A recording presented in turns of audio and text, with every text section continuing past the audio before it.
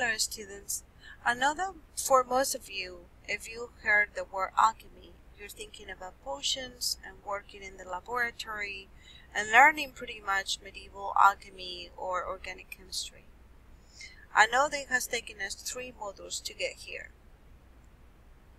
In this first part, we're trying to create sort of like a base and knowing a little bit about the history of alchemy.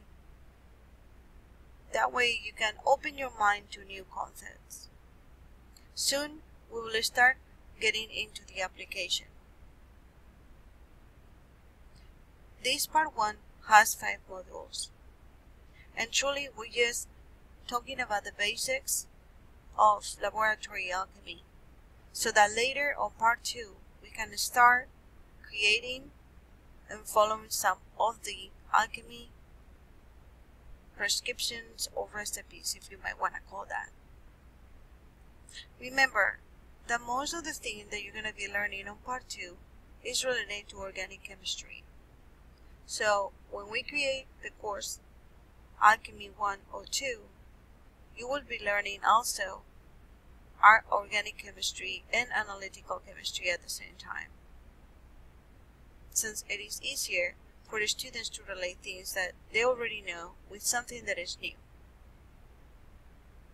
With that being said, let's start with Module 4, in which we're going to start on some of the basic scientifics of laboratory alchemy. In Mutus Liber, Megaphone commented, "It is therefore necessary that theory is accompanied by practice, the one being the consequence of the other.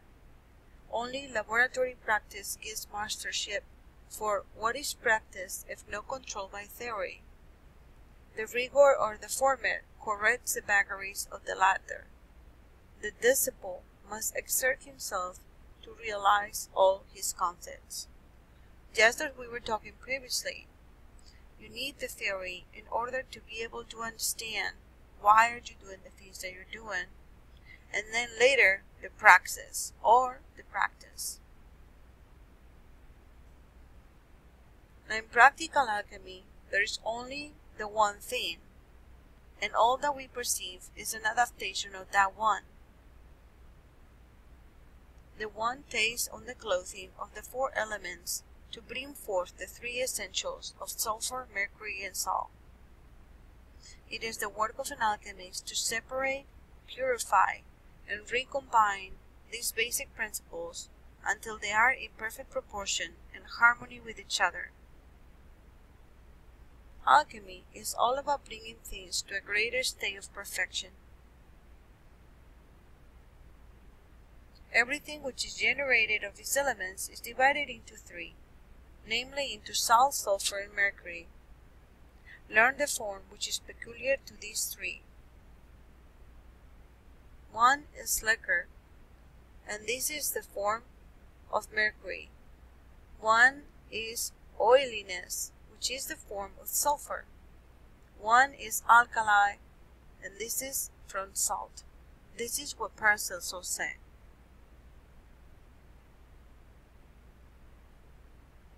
Now let's learn about what the term Spagyric, pronounced Spagyric, derived from the Greek words mean and what are they used for. The 3 philosophical essentials are mirror even to the physical level and are manifested through particular forms which are harmonious to their nature.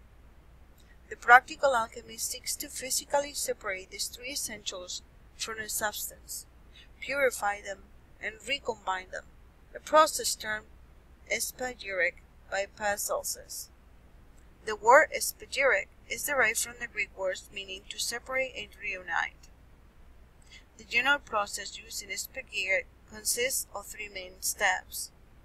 One is separation of the 3 essentials, purification, and cohobation or recombining. Now I have to say that with my background, I remember taking organic chemistry when I did my bachelor's in chemistry a long time ago, I couldn't really understand why we spend hours and hours in the laboratory trying to separate things to then combine them again. I wish I would have known about alchemy then, so I would understand what the purpose was. However, I can see how in alchemy and organic chemistry is different. How is it different? Well, in alchemy, you're trying to separate, purify, or recombine things, but always to create something that is greater or better or exalted